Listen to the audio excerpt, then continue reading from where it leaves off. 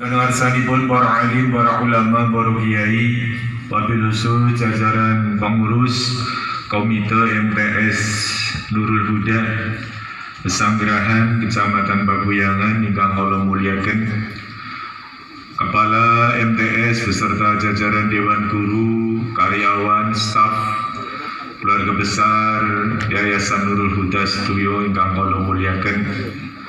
Tidak lupa kepada anak-anakku sekalian, siswa-siswi kelas 9 hingga hari ini melaksanakan kegiatan pelepasan sekaligus pembekalan kangge persiapan melanjutkan pendidikan ke jenjang yang lebih tinggi semuanya. Mudah-mudahan Allah ridho kepada kalian semua. Allahumma amin. Hadirin Bapak Ibu serta anak-anakku sekalian yang dirahmati Allah, sebagaimana yang tadi disampaikan oleh Ahinal Kiram Ustaz Zamroni, memang situasi kita masih pandemi. Nek kula memang tidak berani ceramah membuka masker sebab iseng mangke wonten sing motret mlebu Facebook, besok kula dipanggil Pak Bupati.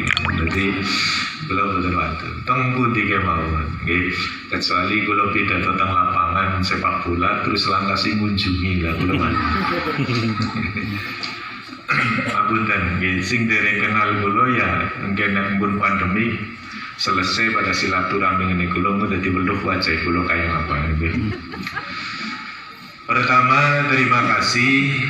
Hari ini sebenarnya kula wonten acara agenda yang kalau menurut strategi lebih strategis, karena hari ini agendanya penetapan kepengurusan DPC PKB di Purwokerto. Tapi kula karena melihat justru ini adalah kader-kader Jamiah Nahdlatul Ulama, jadi saya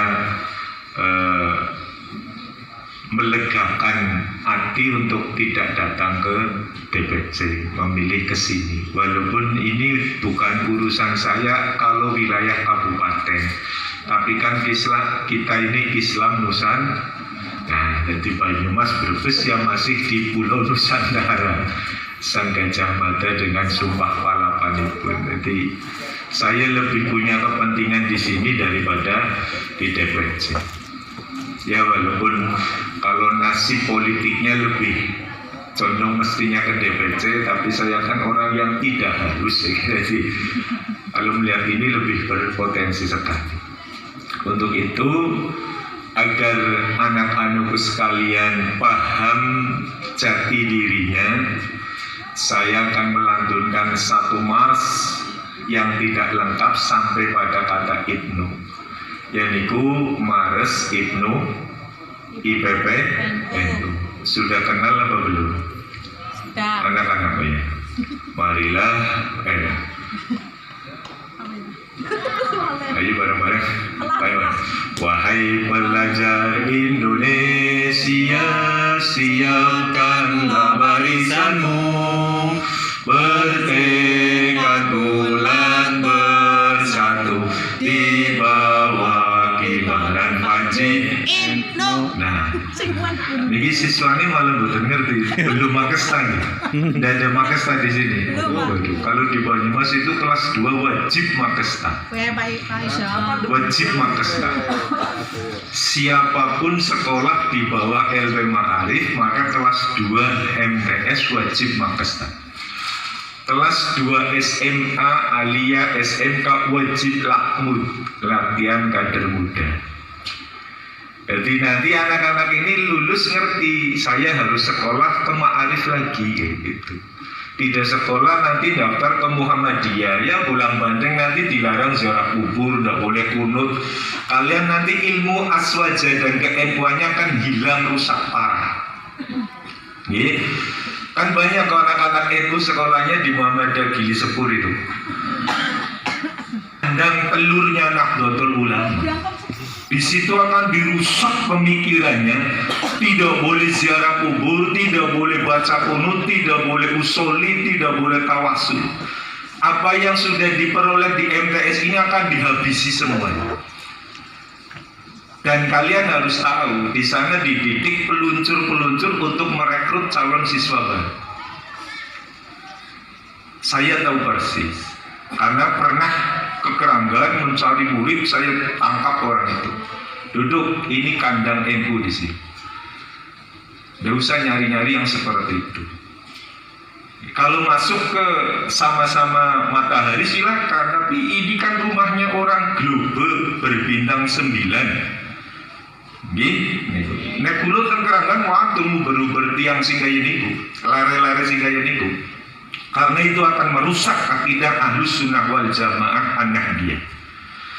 Bapak Ibu sudah capek 3 tahun. Berikutnya lepas begitu saja. Justru di saat kelas 9 ini kelas di mana mereka belum punya ketetapan batin yang kuat. Nah, makanya di Banyumas itu wajib, maka Ibnu PPNU itu sudah menyodorkan kegiatan makestar ke lembaga-lembaga pendidikan ma'arif. SMP, SMTS, seluruh kabupaten Banyumas wajib mengadakan masa kesetiaan anggota. Ibnu-nya pelajar putra, IPPNU-nya pelajar putri. Marasnya apa? Tiada laut sedalam iman, tiada gunung setinggi cita. Ilmu ku cari, amal ku beri, untuk agama bangsa negeri. Di malam yang dingin, kayak niku lah, niku syair.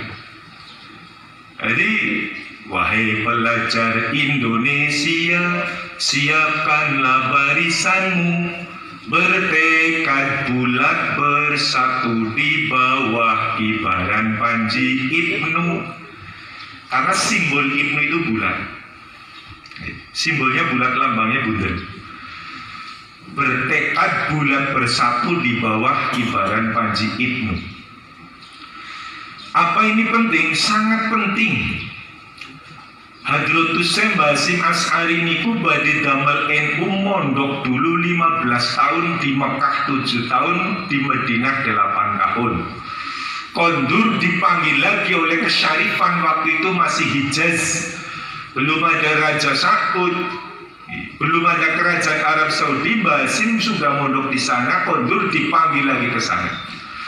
2 tahun menjadi imam besar Masjidil Haram.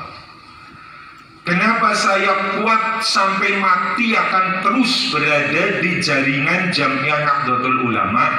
Karena pendiri NU-nya bukan orang sembarangan. Tidak ada pendiri ormas Islam di Indonesia yang pernah ditunjuk menjadi imam besar Masjidil Haram. Saat itu sangat ketat. Wajib hafal Quran, wajib hafal Sahih Bukhari dan Sahih Muslim. Hadratus Syekh Basim Asy'ari di Hijaz terkenal sebagai ulama muhadisin yang hafidul Quran. Jadi Qurannya hafal, Bukhari Muslimnya hafal. Niku Basim kondur setelah 2 tahun jadi imam di Masjidil Haram 31 Januari 1926 mendirikan Jamiah Nahdlatul Ulama. Dalam rangka apa? Menghadapi serangan gerakan Wahabi, yaitu gerakan yang dipimpin oleh 7 haji yang baru pulang dari Mekah. Namanya Gerakan Salapanan Sumatera dari Bukit Tinggi. Itu yang memberangus semua ajaran konsep Ahlus Sunnah wal Jamaah An-Nahdiyah. Maka lihat simbol Nahdlatul Ulama, ada 9 bintang. Ya betul. Bintang yang pertama paling besar, simbol Rasulullah Sallallahu Alaihi Wasallam. Di bawahnya ada 4 bintang pertama, yaitu Sayyidina Abu Bakar, Sayyidina Umar, Utsman, Sayyidina Ali. Di bawah Nahdlatul Ulama ada 4 bintang besar lagi, yaitu Imam Malik, Imam Hanafi, Imam Syafi'i, Imam Hambali. Jumlahnya 9. Maksudnya nopo? Di Indonesia jangan gegabah menyebarkan ilmu yang didapat dari Rasul, dari sahabat 4 dan dari imam madhab 4. jika tidak menggunakan teknik dakwah Wali Songo, pasti akan mental di Nusantara ini. Maka cara dakwahnya seperti Wali Songo. Kalau bisa di kafir, bid'ah, musyrik, nggak bisa. Di sini sudah diajarkan tawasul. Diajarkan tawasul bukan lagi. Ziarah kubur, ini benar. Ziarah kubur. Mendoakan orang mati, datang ke kuburan orang tuanya. Nanti di lembaga pendidikan yang bukan NU di sana dimentahkan bid'ah, dolalah, finnar. Ziarah kubur itu musyrik. Kan gawat banget. Padahal hadisnya sahih. Yang Bukhari ada, yang Muslim ada, yang Imam Hakim ada, Imam Ahmad bin Hanbal ada, Tirmidzi ada, Sunan Abu Dawud ada. Tapi mereka berani seperti itu, mengapa? Karena sudah kadung dilakukan oleh Nahdlatul Ulama. Contoh, di dalam kitab Dinuka fi Khotori, kalau diparingi Gus Anam niku kitab saking Yaman, karya Syekh Alawi Al-Yamani. Di situ disebutkan memahami bid'ah, sebab bongko terpaksa anak sing tetap maring SNK Muhammadiyah sih, nggak bisa aja lah. Kalau saya melarang keras siswa-siswinya berada di sana, karena kan dibolak-balikan nanti kalian malah bingung. Dan kalian nanti akan menjadi peluncur di desanya, menebarkan kemuhammadian di sana. Akan berlawanan dengan tradisi masyarakat di desa kalian. Dan itu maka hati-hati. Kalau bisa di SNK Nurul Huda kan sama SNK. Atau kepengen madan jauh ya ke SNK Ma'arif Patuguran. Kerjasama erat dengan SNK Ma'arif 1 Aji Barang. Atau langsung ke SNK Ma'arif 1 Aji Barang sekalian, atau SNK Ma'arif 2 Aji Barang. Karena overload sekarang membuat SNK Ma'arif 2 berhadap-hadapan. Dan asal kalian berprestasi, ya di mana saja, walaupun di lembaga pendidikan Ma'arif NU, ya tetap akan menjadi orang yang berguna dan bermanfaat. Tapi tidak hilang akidah Ahlus Sunnah wal Jamaah anahdiahnya, karena ini penting untuk dunia dan akhirat. Syekh Alawi ngendika, merujuk dari makolahnya Imam Syafi'i, kapan sebuah amaliyah disebut bid'ah, dolalah, dan berpotensi masuk neraka? Ketika amaliyah itu dicari di dalam Al-Quran, tidak ada pedomannya. Pertama harus dicari di dalam Al-Quran. Siapapun syekh itu pasti mencari pertama di Quran. Contoh ziarah kubur, nah Quran boten wonten, larangannya malah wonten. Nek ora cermat hanya kembali kepada Al-Quran, pasti Anda akan dilarang ziarah kubur. Apalagi ayatnya dikorup. Paham gitu? Mereka kan seneng banget mengkorup ayat, menyunat ayat. Ayat diberikan tidak lengkap. Ya seperti contoh, nikahilah perempuan masna wa sulasa wa ruba, shadaqallahul adzim, rampung. Nikahilah perempuan boleh 2, boleh 3, boleh 4. Maha benar Allah dalam segala firman-Nya. Kurung rampung, bro. Iya betul. Kan masih anak poke terakhir, shadaqallahul adzim. Sama dengan ayat larangan ziarah kubur ada. Buka surat Toha. Surat At-Taubah 84. Wala tusalli ala ahadin minhum mata abadan wala taqum ala qabri. Shadaqallahul adzim. Selesai. Jangan sekali-kali kau mensolati seorang yang matinya seperti Abdullah bin Ubay, dan jangan kau berdiri berdoa di atas kuburnya. Kampung tidak ada orang berani doa di atas kuburannya. Apalagi tidak tahu asbabun nuzul ini, ayat sasarannya lagi cerita kisah siapa. Padahal berikutnya ditutup innahum kafaru billahi wa rusuli. dilarang berdiri berdoa di atas kubur. Mengapa dilarang? Karena dirinya orang kafir kepada Allah dan Rasulnya. Paham nih? Jadi satu-satunya ayat yang melarang ziarah kubur itu tersebut, dilarang ziarah mendoakan di atas kuburnya orang kafir. Wala taqum ala kubri, dan jangan kau berdiri berdoa di atas kuburnya. Mengapa? Karena dirinya adalah orang yang kufur kepada Allah dan Rasulnya. Lah bapak ibu kita kan muslimah. Maka Rasul melakukan testimoni. Satu perbandingan, misalnya begini, diolok-olok nih oleh orang kafir. Jangan percaya sama Muhammad, bukan muqaddimah tafsir Yasin. Muhammad bukan nabi, Muhammad bukan utusan. Muhammad itu anak yatim. Aku tidak, ini kata Abu Jahal dalam Al-Quran. Aku tidak pernah melihat Muhammad berguru kepada seorang alim. Mana gurunya Muhammad? Kok tiba-tiba mengaku nabi dan rasul? Dia bukan nabi, dia bukan utusan. Nabi bersedih. Bapaknya saja kafir, ibunya juga kafir, bagaimana mungkin jadi nabi? Dan hari ini masih ada orang Islam nuwun sewu sing jenggote ngungkuli jenggote wong adat. Paham nggih? Jenggot bisa sampai nguwel nang jero kudel. Ya mungkin akan ada reuni jenggot. Jubahnya seperti jubah Arab, jidatnya seperti sujud nang silit panci. Tapi menyatakan bahwa Abdullah dan Aminah, kedua orang tua Muhammad, adalah kafir dan penghuni neraka. Ini orang Islam. Tidak ada bedanya dengan Abu Jahal dan Abu Lahab. Kalau Abu Jahal, Abu Lahab pantaslah wong dirinya kafir. Ini muslim dan percaya kepada kerasulannya Nabi Muhammad dan kenabiannya Rasul Muhammad.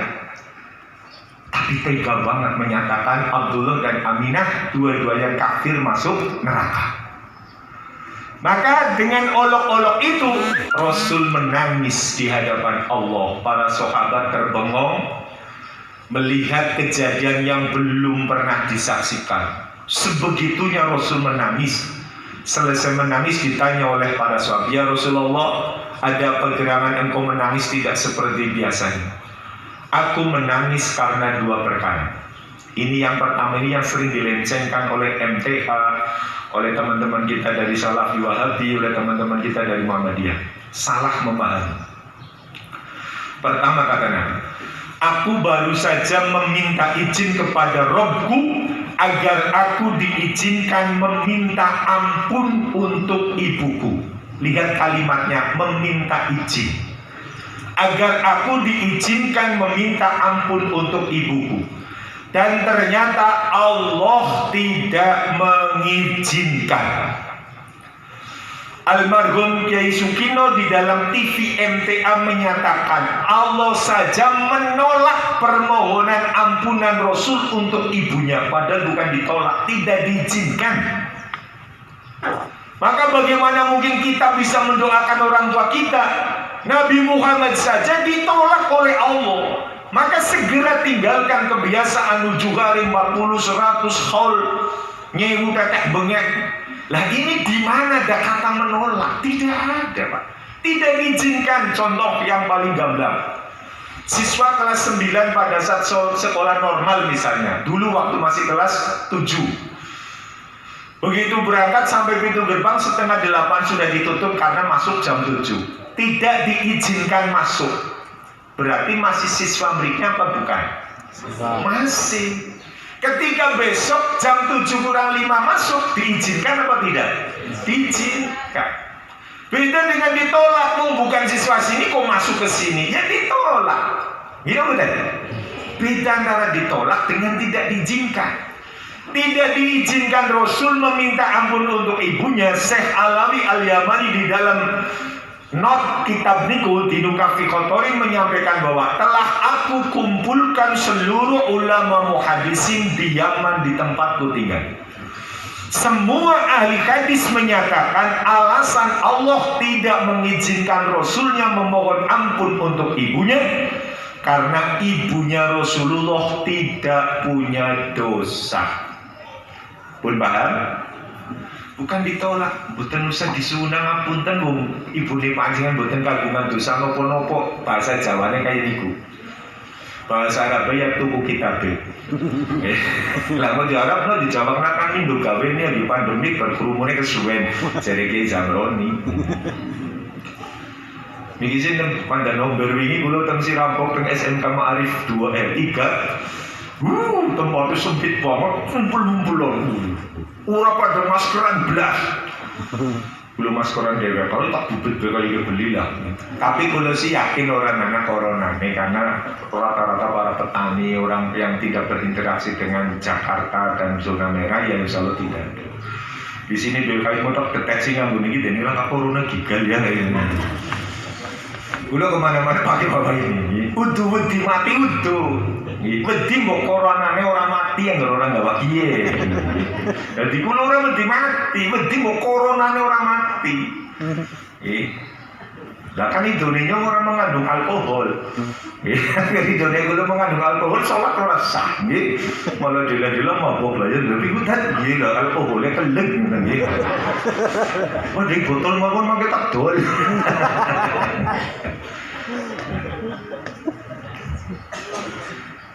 Ketika Rasulullah meminta izin untuk meminta ampun kepada Allah untuk ibunya tidak diizinkan karena alasannya ibunya Rasul tidak punya dosa. Maka sahabat ini lihat yang kedua ini. Setelah aku tidak diizinkan meminta ampun untuk ibuku, maka aku menangis yang kedua. Ya Rabb, oleh karena engkau tidak mengizinkan aku meminta ampun untuk ibuku, maka izinkanlah aku menziarahi kubur ibuku. Sekarang mari kita pikir, sekali berasul apa ya dungo saking dalem mboten nyasar maring kuburane umine atau tidak sampai kepada robnya. Padahal doanya Rasul tidak ada hijab, tidak ada penghalang. Jangankan doanya, Rasulnya saja sampai mustawa tidak ada yang menghalang-halangi. Luncur terus riko nembus. Ngurak gawe dalan donga. Nah kan bolong langite. Gila betul. Dikurak dengan Kanjeng Nabi, dungu ya langsung sampai ke mustawa, sampai di tempatnya mustajabah doa. Kenapa menangis meminta mendekat ke kubur ibunya?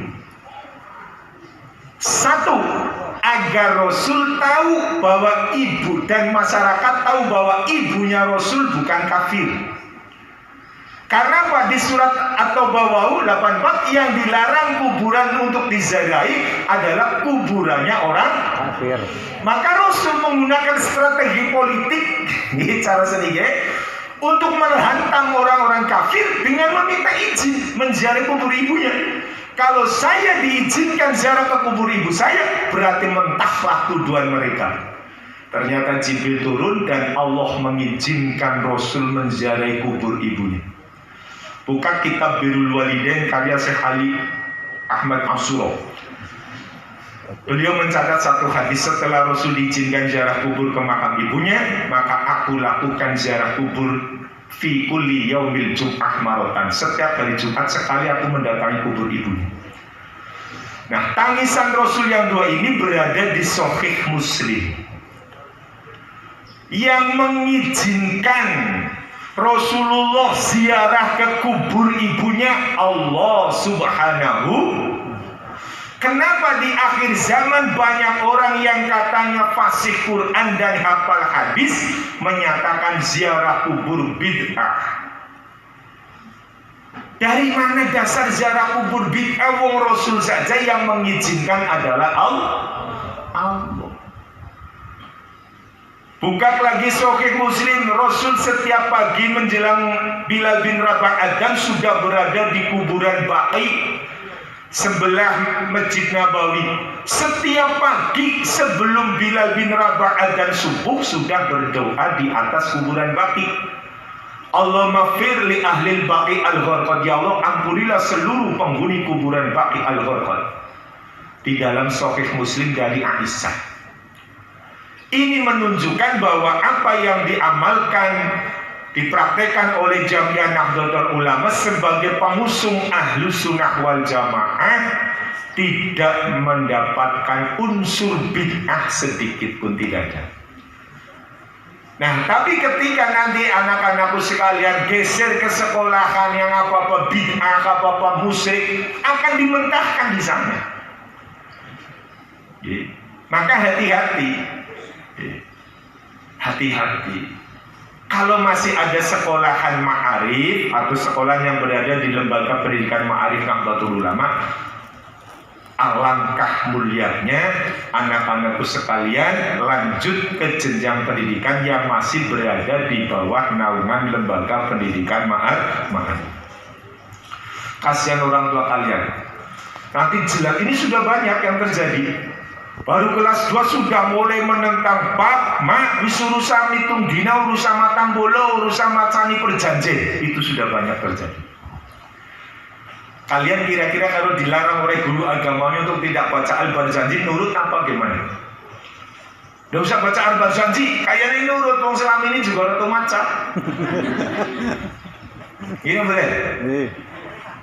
Nggih. Tidak usah tawasul, tidak usah tahlilan. Memang saya tidak pernah tahlilan, kan yang diundang bapak saya belum pernah mewakili. Dari sinilah problem warga Jamiah Nahdlatul Ulama dan problem Jamiah Nahdlatul Ulama. Jadi ada problem jamaah, ada problem jamiah. Problem jamaah ketika jamaah kita banyak, tidak terkontrol dan tidak bisa terbekali dengan pemahaman pemikiran Ahlus Sunnah wal Jamaah Nahdliyah. Termasuk di kandangnya pun, nah itu tadi tidak ada makesta, itu salah satu kelemahan. Kunci yang paling bisa kita lakukan agar anak-anak kita selaras lanjut ke pendidikan jenjang berikutnya adalah ada jenjang keorganisasian, pengkaderan. Nah, pengkaderan di jenjang Ibnu kan Makesta. Dulu training center PC, sekarang Makesta, masa kesehatan anggota. Zaman saya di Ketua Ibnu Kabupaten Banyumas, itu sekolah ma'arif yang tidak melaksanakan Makesta, saya laporkan ke LP Ma'arif. Saya laporkan ke cabang. Ini sekolahnya, ini alamatnya. Jadi nanti cabang yang menegur, kami kan pelajar, jadi tidak berani menegur kesatuan.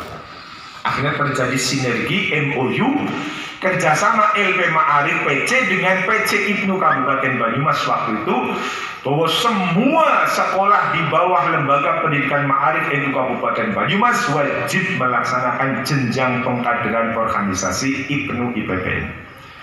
Dari situ awalnya Pak, anak-anak kita akan paham ngalah organisasi, simbol Ibnu lingkaran, simbol IPPNU segitiga seperti Fatayat.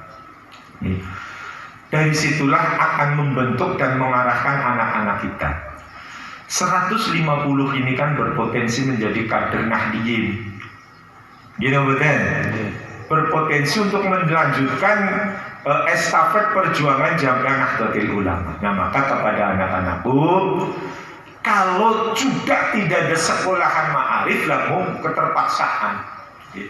Tapi kalau masih ada, biasanya kan ini sudah didekati oleh teman-teman yang dari sono, sudah didekati sono asliku, ada rel kereta, sudah ada flyover, itu dikasih kena.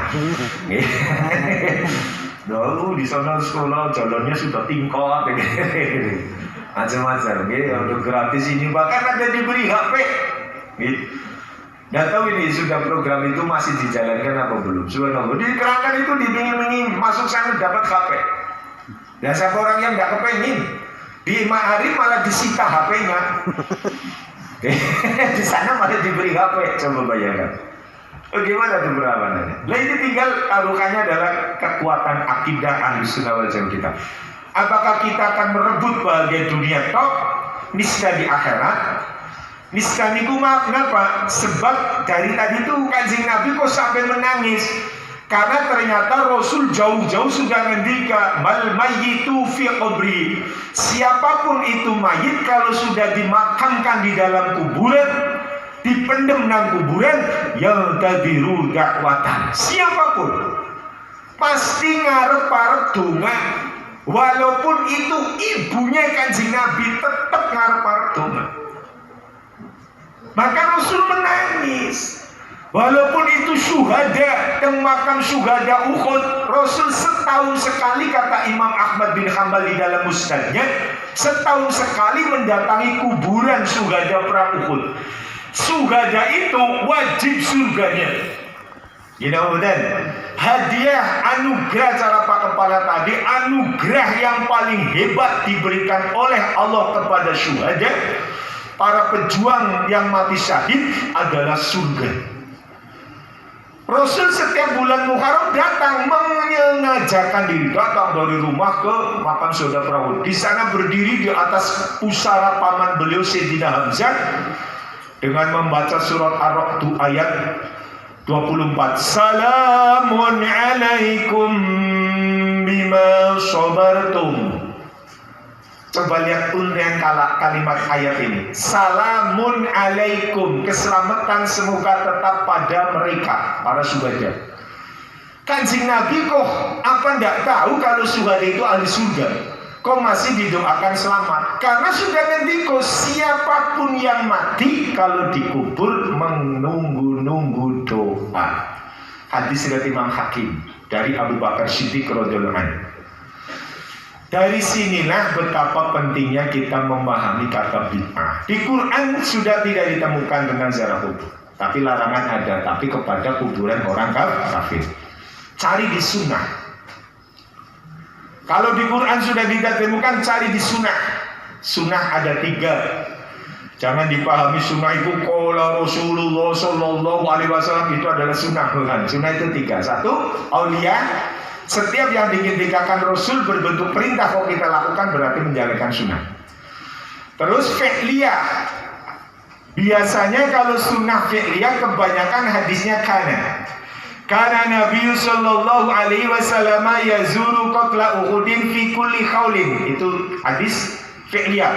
Adalah Rasul senantiasa ziarah ke makam syuhada Uhud setiap setahun sekali. Rawahu Ahmad. Kana dari Aisyah. Ada lagi kana tentang sholatnya Rasul tarawih. Di dalam Sahih Muslim di Bulughul Maram dikutip, adalah Rasul tidak pernah menambah dan mengurangi sholat lebih dari 11 rakaat baik di bulan Ramadan maupun di luar Ramadan.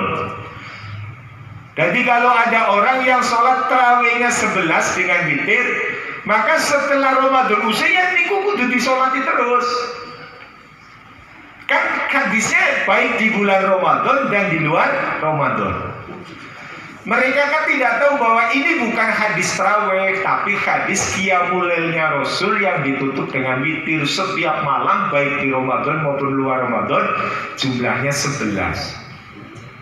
Ditetapkan menjadi tarawih. Kalau niatnya tarawih pakai hadis niki jadi salah. Berarti orang itu selalu sholat witir, tidak pernah sholat tarawih. Nah, yang 20 dari siapa? Dari Sayyidina Umar. Tapi Sayyidina Umar hanya perintah kepada Ubay bin Ka'ab dengan jamaah masjid. Kau imamnya Ubay, 1 imam. Tapi Umar tidak pernah ikut sholat di dalam masjid karena mengikuti sunnahnya Rasul selalu di rumah. Jadi sholat sunnah itu paling bagus di rumah. Apalagi sambil nonton Andin Aldebaran itu ya. Allahu Akbar. Bapak kewis ruku, ibunya urung pun dingin lebih rame ruku. Aduh, bojone gula lagi nonton Aldebaran. Rambut kempit. Bu, iklan bu, inyu sedih lagi di perang jalur gasul. Mau ketabrak iklan menyung rambung orang-orang malah rugi. Suka melebung kamarnya tel radio MBC kabusah. Jadi akidah itu penting. Nah, maka saya anjurkan kepada anak-anakku sekalian, jenjangnya yang jelas tadi sampaikan Ustaz Zainul, yang jelas kasihan orang tua kita. Memang orang tua kita mestinya sering tidak peduli, karena di ranting juga tidak ada pembekalan nalar organisasi yang berjenjang dilakukan oleh MBC beserta ranting. Kalau Banyumas niku asal mulai akan penerimaan siswa baru PPDB itu khotbah seragam seluruh masjid di Kabupaten Banyumas membaca khotbah dari LP Ma'arif. Semua begitu fokusnya sama. Penggerangan arep takon negara milik ngiku wis diinstruksi ngakin pada mari Ma'arif enggak nggih ketemu sama berarti kompak akhirnya sama. Paham ya? Maka di kerangkanya MI Ma'arif siswanya selalu 2 kelas. SD negerinya hanya 6 siswa setiap tahun. Ya istiqomah sih. Nanti kan lama-lama istirahat. Jadi dari sejak saya kepala desa itu MI Ma'arif Kerangan 2 kelas terus penerimanya. SD-nya 8, 6, 8. Kemarin tahun berapa itu saya purna awal itu 12 siswa. Berikutnya 6, 8 lagi SD negerinya. Ya tidak apa-apa, yang penting istiqomah. Saya doakan kepada kepalanya, muka-muka istiqomah Pak Kepala. Nanti kalau Pak Kepala tidak kuat istiqomah kan diistirahatkan saja gitu. Maksudnya tadi bangkune sing mubah, ya orang mubah kan ngerti wehna maring MI. Mula koyok wujud, orang 50-50 sebagian siswanya parwai pamer orang bisa. Biar lagi kan gemuk, orang urusan kalau MI. Nah kan dulu lagi dari lurah kan kantornya jajaran kalau SD negeri. Jadi sering ngobrol kali kepala SD-nya.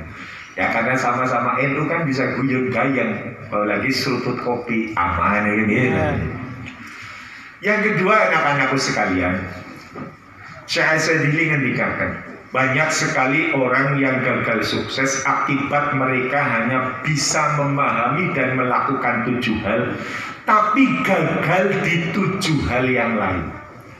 Ini penting ya, ini penting. Dikatakan, mau sing ngantuk ya turunin kobar tuhul.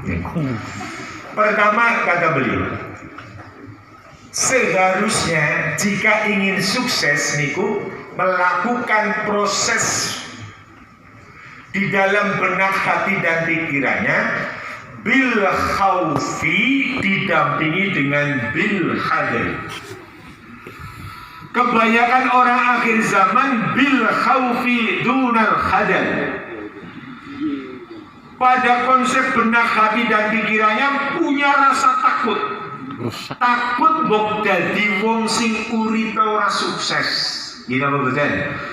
Orang tua juga takut bahwa anaknya jadi anak yang tidak solih. Semua orang seperti itu. Apalagi orang seperti kita biasa. Nabiullah Ibrahim Khalilullah doanya lihat Rabbi habli minas. Takut beliau, jangan-jangan keturunan saya bukan orang solih. Pengalaman dari mana? Dari Nabi Adam. Qabil Habil satunya tidak solih. Dari Nabi Nuh, putranya Kan'an tidak solih. Maka bisa mulai Rabbana hablana min azwajina. Mengapa disebut tengriku istri-istrinya juga solihah, menjadi orang-orang yang beriman? Karena tahu Nabi Lut istrinya menentang suaminya. Istrinya Nabi Lut kan lesbi, mencintai perempuan. Umatnya Nabi Lut laki mencintai laki. LGBT lah, legebet gitu.